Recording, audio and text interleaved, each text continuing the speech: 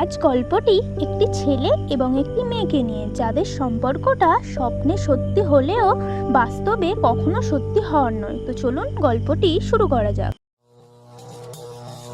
একটি মেয়ে যার নাম তারা, সে তার মায়ের সাথে তার মামার বাড়ি এসেছিল। একটি ছেলে যার নাম সূর্য, সেও তার মায়ের সাথে তার মামার বাড়ি এসেছিল।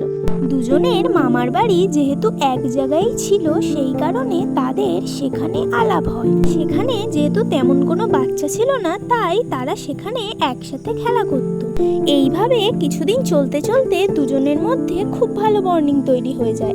আর মেয়েটি যেসব লজেন্স খাবার পছন্দ করত, ছেলেটি প্রত্যেক দিন তার জন্য লজেন্স আনতো। আর এইভাবে হাসি মজা খেলাধুলো করতে করতে অবশেষে চলে আসে তাদের বাড়ি যাওয়ার দিন। তারা এই অল্প দিনে যেহেতু অনেকটা সময় কাটিয়েছে আর খুব ভালো ফ্রেন্ড হয়ে গেছে, তাই তারা একে অপরকে ছেড়ে যেতে চায় না। কিন্তু তাদের মা তাদেরকে জোর করে তাদের বাড়ি নিয়ে চলে যায়। আর তখন যেহেতু ফোন ছিল না, তাই তারা একে অপরের সাথে কন্ট্যাক্ট করতে পারে না। আর তাদের যেহেতু তারা অনেকটাই ছোট ছিল, তাই বাড়ির অ্যাড্রেসটাও নেওয়া হয়নি। তাই তাদের যোগাযোগের জন্য কোনো রাস্তাই ছিল না। তারপর আস্তে আস্তে দুজনে বড় হতে থাকে, দুজনের স্কুল শেষ হয়, কলেজ শেষ হয়। এইসবের মাঝে তাদের আরও অনেক অনেক ফ্রেন্ড চলে আসে, তাই তাদের কথা তাদের তেমন একটা মনে থাকে না। তবে মাঝে মাঝে মনে পড়তো যে হ্যাঁ, এরকমই একজন ছিল, এরকম কারোর সাথে খেলা করতাম। তারা একে অপরের নামটাও জানতো না। তাদের ছোটবেলায় সবাই যে নামে ডাকতো, তারা সেই নামটাই জানত। তারপর আস্তে আস্তে সময়ের সাথে সাথে সব কিছু ধামাচাপা পড়ে যায়, আর তাদেরও খুব একটা কিছু মনে থাকে না। তারপর হঠাৎ একদিন তার বন্ধুদের সাথে ঘুরতে যাওয়ার প্ল্যান হয়, যেমনটা বন্ধুদের মধ্যে হয়। তো তারা ঘুরতে যায় সমুদ্রের ধারে। তো সেখানে তারা তার যেসব বন্ধুদের সঙ্গে ঘুরতে যায়, তাদের বন্ধু ছিল সূর্য।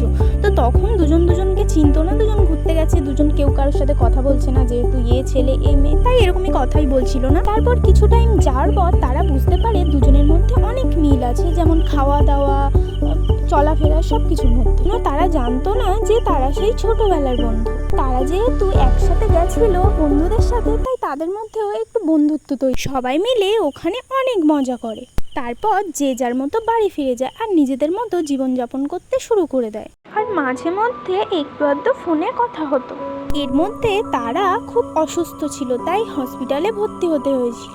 আর সূর্য ওই হসপিটালেও গিয়েছিল, তার সাথে দেখা করেছে, মজা করেছে, অনেক গল্প করেছে। তারপর আবারও সব কিছু নর্মাল ছিল। এইভাবে চলতে চলতে তাদের একটি বান্ধবীর বিয়ে বাড়ি থাকে, আর সেই বিয়ে বাড়িটা থাকে সূর্যের বাড়ির কাছে। আর সেই বিয়ে বাড়িতে দুজনেই নিমন্ত্রিত ছিল, তাই বান্ধবীর বিয়ে বলে কথা, তাই দুজনেই যায় সেই বিয়ে বাড়ি। তারপর অনেক মজা করে, অনেক নাচে গান করে। তারপর যখন রাত হয়ে যায়, তখন ওখানে যেহেতু অনেক গান চলছিল আর ওখানে তেমন একটা চেনা জানা ছিল না, তাই সূর্য তারাকে বলে যে তার বাড়িতে যেতে, কারণ তারও একটা বোন আছে, তার কাছে থাকতে পারবে, তার জামা কাপড় পরতে পারবে, তার কোনো অসুবিধা হবে না, আর সে সেখানে ঘুমাতেও পারবে রাতে। তাই এই সব কিছু ভেবে তারাও তার বাড়িতে চলে যায়। সূর্যর বাড়ি যাওয়ার পর কি হয় সেটা জানার জন্য তোমাদের পার্ট 2 দেখতে হবে, কারণ এই ভিডিওটা অনেক লম্বা হয়ে যাবে।